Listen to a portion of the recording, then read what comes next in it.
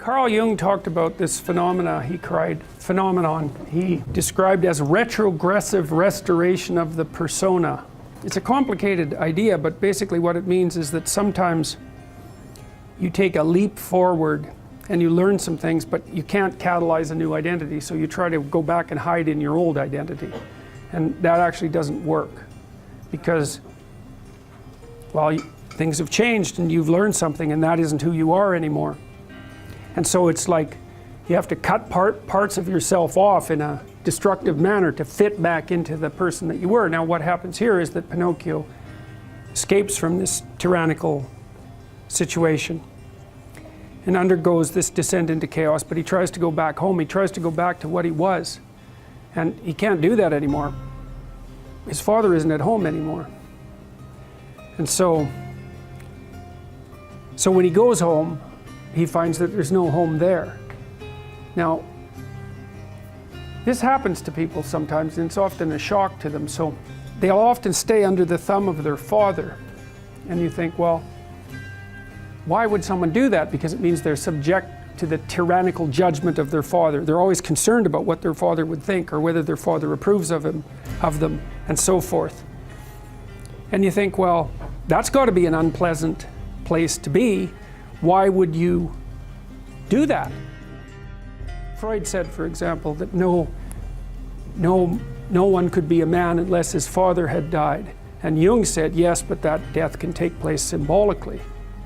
Okay, so there's that part of the idea. And then another part of the idea is, one of the times in your life when you actually realize that you're an individual is when you'll go and ask your parents something and you'll realize they actually don't know any more about what you should do than you do. And that sucks. And that's partly why people are often willing to maintain a tyrant-slave relationship with their father. It's like, on the one hand, you have to be inferior in a relationship like that. You know, you've always got the judge watching you. But on the other hand, there's always someone who knows what to do. There's always someone standing between you and the unknown that you can go ask, what should I do? Well, at some point you'll realize that the reason you can't ask that anymore is because they actually don't know any more than you do. And then that's a pain, like that is a symbolic death. And that's also when you establish a more individual relationship with your parents. It's at that point that you could conceivably start taking care of them instead of the reverse. And that's a time that should come. But you have to let that image of perfection go. And that exposes you. Well, that's what happens here. You know, Pinocchio goes home and he wants things to be the way they were, and he wants to stay under the careful care of the benevolent father, but that's no longer possible. He's past that point, and that's why the father has disappeared. And so Geppetto has gone off to look for Pinocchio because he also needs his son,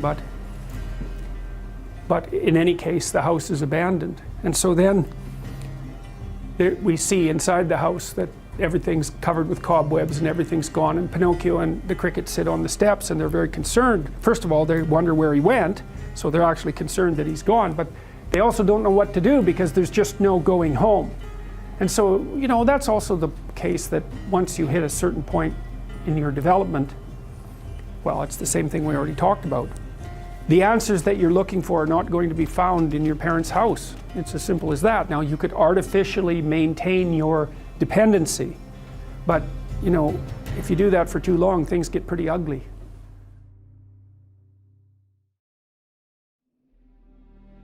Peter Pan is this magical boy. Pan is the god of everything, roughly speaking, right? And so it's not an accident that he has the name Pan. And he's the boy that won't grow up. And he's magical. Well, that's because children are magical. They can be anything. They're nothing but potential. And Peter Pan doesn't want to give that up. Why? Well, he's got some adults around him, but the main adult is Captain Hook. Well, who the hell wants to grow up to be Captain Hook? First of all, you've got a hook. Second, you're a tyrant. And third, you're chased by the dragon of chaos with a clock in its stomach, right? The crocodile. It's already got a piece of you. Well, that's what happens when you get older. Time has already got a piece of you. And eventually, it's got a taste for you. And eventually, it's going to eat you. And so Hook is so traumatized by that he can't help but be a tyrant.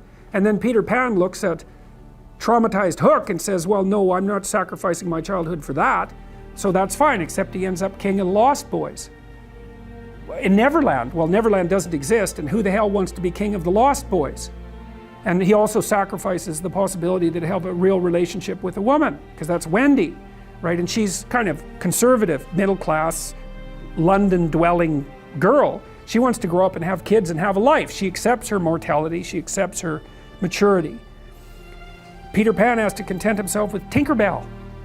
She doesn't even exist. She's like the fairy of porn. She doesn't exist. She's the substitute for the real thing.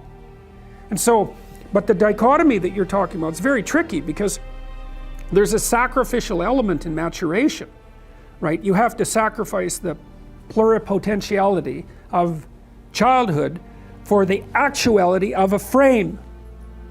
And the question is, well, why would you do that? Well, one reason is it happens to you whether you do it or not. You can either choose your damn limitation, or you can let it take you unaware when you're 30, or even worse, when you're 40. And then that is not a happy day. And I see people like this, and I think it's more and more common in our culture, because people can put off maturity without suffering an immediate penalty. But all that happens is the penalty accrues, and then when it finally hits, it just wallops you. Because when you're 25, you can be an idiot. It's no problem. Even when you're out in a job search, it's like, well, you don't have any experience and you're kind of clueless. It's yeah, you're young, it's no problem. That's what young people are like, but they're full of potential. Okay, well, now you're the same person at 30. It's like people aren't so thrilled about you at that point. It's like, what the hell have you been doing for the last 10 years? Well, I'm just as clueless as I was when I was 22. It's, yeah, but you're not 22. You're an old infant, right? And that's an ugly thing, an old infant. So part of the reason you choose your damn sacrifice, because the sacrifice is inevitable, but at least you get to choose it. And then there's something that's even more complex than that in some sense, is that the problem with being a child is that all you are is potential, and it's really low resolution. You could be anything, but you're not anything. So then you go and you adopt an apprenticeship, roughly speaking, and then at least you become something. And when you're something, that makes the world open up to you again. Like if you're a really good plumber, then you end up being far more than a plumber, right? You end up being a good employer. Not that plumbers, I'm not putting plumbers down. It's like more power to plumbers. They've saved more lives than doctors.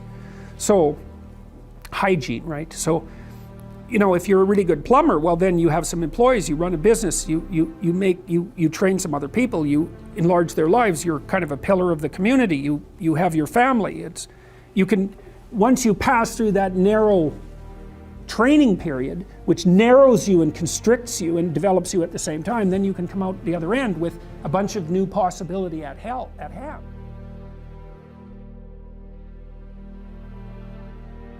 And the Lord said unto Abram, and this is the opening of the story, get thee out of thy country, and from thy kindred, and from thy father's house, unto a land that I will show thee. And this is one of those phrases where every clause is significant. Go somewhere you don't understand. That's the first thing. Get thee out of thy country.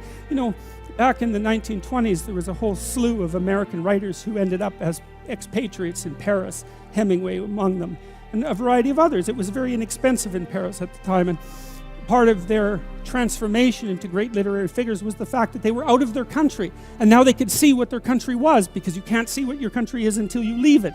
So you have to go into the unknown, and that's God's first command. Go into the unknown, because you already know what you know. And that's not enough unless you think you're enough. And if you're not enough and you don't think you're enough, then you have to go where you haven't been. And so that's the first commandment to Abraham. It's like, okay, that's a good one. That makes perfect sense. Go to where you don't know. Yes. And from thy kindred. Well, what does that mean? It means grow up, right? That's what it means. It means get away from your family enough so that you can establish your independence. And that isn't because there's something wrong with your family, although perhaps there is, as there is perhaps wrong with you. But it means get away.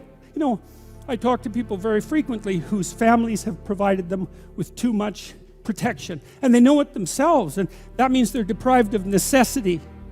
one of the things that you see in the United States, for example, is that the children of first-generation immigrants often do better than their children. And the reason for that is that the children of first-generation immigrants have necessity driving them.